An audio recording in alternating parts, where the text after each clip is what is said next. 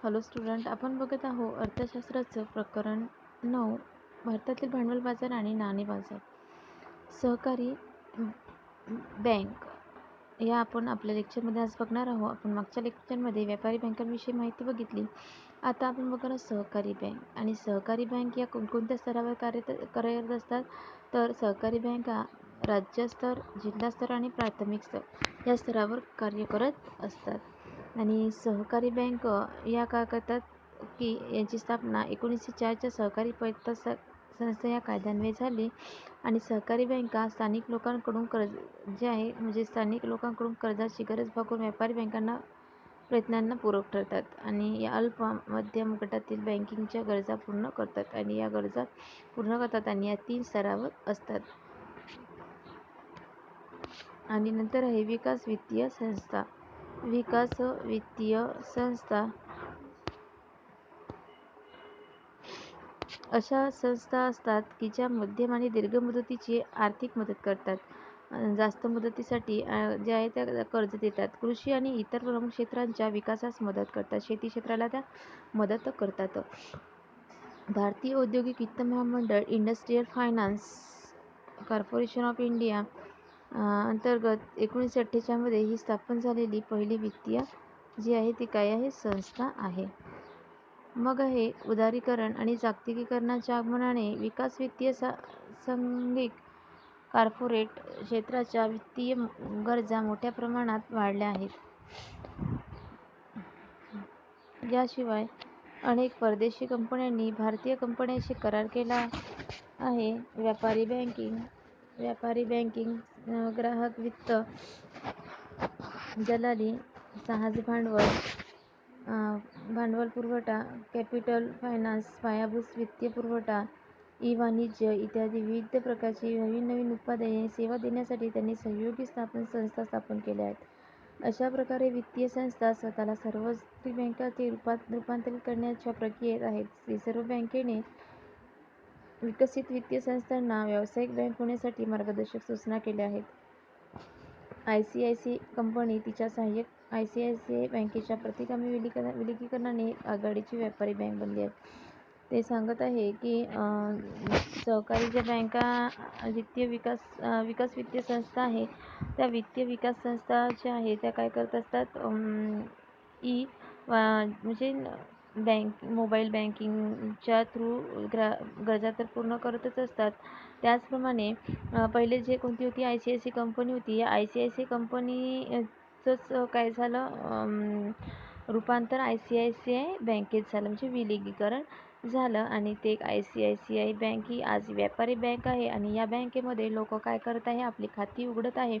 सर्वसामान्य लोक या बँकेमध्ये आपली जे आहे ते काय करत आहे, खाती उघडत आहे. तर नंतर आहे भारतीय सवलत आणि वित्तीय गृह DFHI. वागुळ समितीच्या शिफारसीच्या आधारे 1988 मध्ये नाणे बाजार संस्था म्हणून भारतीय सवलत आणि वित्तगृहाची स्थापना करण्यात आली. यामध्ये नाणे बाजार साधनांना तरलता प्रदान करण्यासाठी तसेच अशा साधनांसाठी सक्रिय दुय्यम बाजारपेठेच्या विकासास मदत करण्यासाठी या संस्थेची स्थापना करण्यात आली. भारतीय रिझर्व्ह बँक सार्वजनिक क्षेत्रातील बँक आणि वित्तीय संस्थांची संयुक्तपणे मालकी आहे.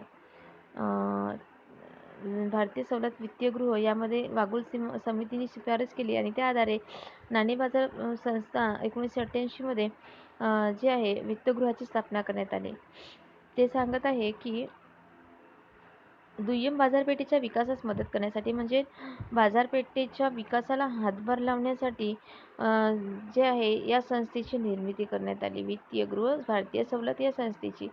आणि यामध्ये रिझर्व्ह बँक आहे ही सार्वजनिक क्षेत्रातील बँक आणि वित्तीय संस्थांची यामध्ये संयुक्तपणे मालकी आहे. रिझर्व्ह बँकेची त्यामध्ये मालकी आहेच, त्याचप्रमाणे रिझर्व्ह बँकेमध्ये वित्तीय ज्या संस्था आहे त्याची सुद्धा यामध्ये मालकी आहे. तर नंतर आहे असंघटित क्षेत्र. भारतातील असंघटित क्षेत्रातील रचनेबाबत चर्चा करू. भारतातील असंघटित नाणे बाजारात स्थानिक बँकर्स, सावकार, अनियंत्रित बिगर बँक वित्तीय मध्यस्थांचा समावेश होतो. असंघटित नाणे बाजारांचे कार्य मोठ्या प्रमाणात ग्रामीण भागात आहे. स्थानिक बँकर्स हे वित्तीय मध्यस्थ असतात जे बँकसारखेच कार्य करतात. हे बहुतेक हुंडीसारख्या स्वदेशी अल्पमुदतीच्या पतसाधनांमध्ये व्यवहार करतात. वेगवेगळ्या बाजारपेठेत व्याजाचा दर वेगवेगळा असतो. स्थानिक बँकरसुद्धा बहुतेक विशिष्ट सामाजिक गटाशी संबंधित असतात. बँक सुविधा नसलेल्या भागातील निधीचा एक महत्त्वाचा स्रोत आहेत. ते प्रत्यक्ष शेती. स्थानिक बँकर्समध्ये ते सांगत आहे की यामध्ये दर आहे जो अल्प मुदतीचा असतो आणि प्रत्येक पतसंस्था प्रत्येक बँकेमध्ये जे आहे प्रत्येक बाजारपेठेमध्ये याचा दर जो आहे तो वेगवेगळा असतो. आणि बहुतेक बँक सुविधा नसलेल्या भागात हा निधीचा एक महत्त्वाचा स्रोत आहे. आणि प्रत्यक्ष शेती,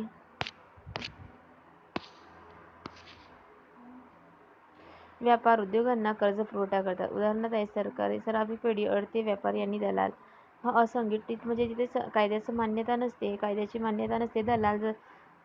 दलाल लोक आहे, व्यापारी. जसं एखादी प्लॉट वगैरे घ्यायचा असेल आपल्याला तर दलाल जो असतो तो दलाल काय करत असतो, आपला मधला कमिशन खात असतो. तर अडते व्यापारी, दलाल हे असंघटित आहे, याला कायद्याची मान्यता नाही आहे. ते आपल्या हितासाठी काय करत असतात, पैसे खात असतात, कमिशन घेत असतात. आणि ते त्यामध्ये येते.